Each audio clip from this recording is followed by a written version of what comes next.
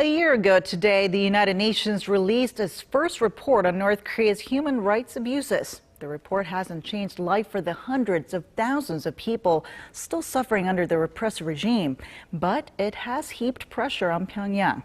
Our Hwang Sung-hee tells us more. The UN's Commission of Inquiry launched its first-ever investigation into North Korea's dire human rights situation in the summer of 2013. The three-member panel met with North Korean defectors and experts in Seoul, Tokyo, and Washington to hear testimonies and collect data.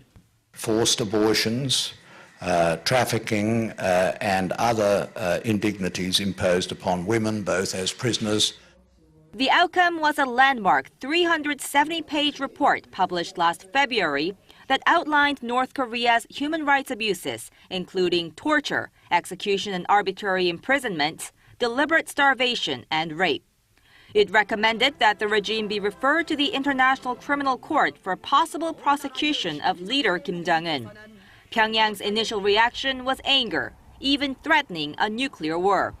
It is necessary to strongly react to the hostile forces attempting to meddle in the internal affairs of other countries under the signboard of human rights.